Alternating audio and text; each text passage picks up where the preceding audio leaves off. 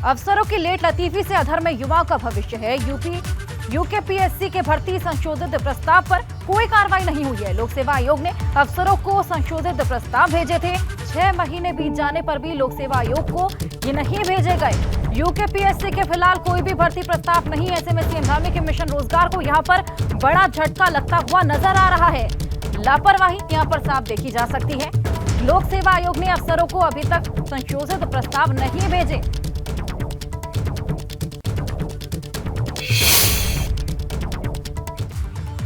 और वहीं professor JMS Rana Uttarakhand लोक सेवा आयोग के नए अध्यक्ष बने हैं। कार्मिक विभाग ने यह आदेश जारी किया।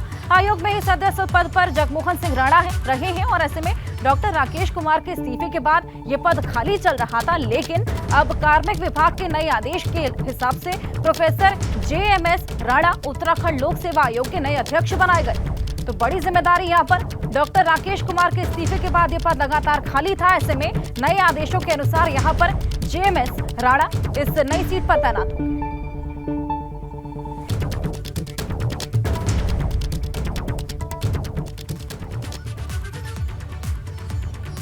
तो अफसरों की लेट लतीफी से अधर में युवाओं का भविष्य है। ऐसे में यूकेपीएससी के भर्ती संशोधित प्रस्ताव पर अभी तक कोई कार्रवाई नहीं हुई है और इसी को लेकर और जानकारी लेंगे। पंकज हमारे सहयोगी जुड़े हैं, उनसे और जानकारी लेंगे। पंकज, यहाँ पर लगातार अफसरों की लेट लतीफी देखे जा रही है और ऐसे में इसका खामियाजा युवाओं को भुगतना पड़ रहा है।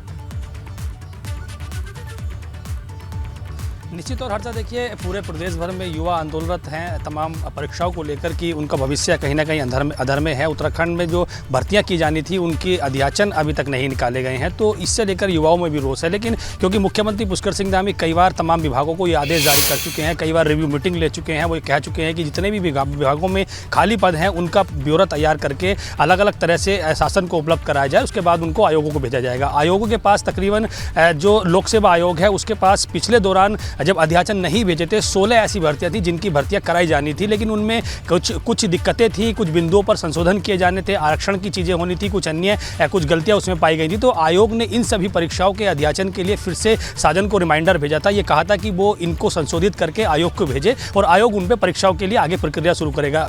अगर बात की जाए पूरे कैलेंडर की, तो आयोग ने इन्हीं भर्तियों के हिसाब से पूरे 2023 का कैलेंडर जारी कर दिया था, लेकिन मई के बाद एक भी आयोग के पास परीक्षा नहीं है। कोई भी परीक्षा आयोग नहीं करा सकता क्योंकि अध्याचन शासन को जो भेजे गए थे उनका रिमाइंडर भेजने के बाद भी शासन ने उनको नहीं, आयोग को अध्याचन नहीं भेजे हैं। ऐसे में आयोग के पास अब कोई काम नहीं बचा है। उत्तराखंड अधीनस्थ चयन सेवा आयोग के पास भी 2 भर्तियां परीक्षाएं थी जो वो करा चुका है, तो ऐसे में उत्तराखंड अधीनस्थ चयन सेवा आयोग के पास भी अब नई भर्तियों के प्रस्ताव नहीं है। ऐसे में ये साफ तौर पर कहा सकता है कि मुख्यमंत्री जहां एक ताल लगातार ये दावा कर रहे हैं, वो लगातार ये अधिकारियों को कह रहे हैं कि आयोगों को अध्याचन भेजने के लिए शासन अपने स्तर से जो कार्रवाई है वो करे। 2500 पदों के सापेक्ष उत्तराखंड में 68,000 पद हर्षा खाली हैं जिन पर विभागों द्वारा बहुत होता है। वो लापरवाही यहाँ पर साफ तौर पर देखी जा सकती है और इस पूरे मामले के चलते यहाँ पर इसका पूरा खामियाजा यहाँ पर युवाओं को भुगतना पड़ रहा है।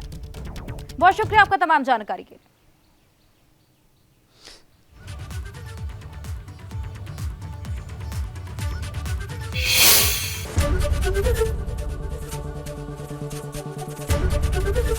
एबीपी गंगा, खबर आपकी, जुबान आपकी।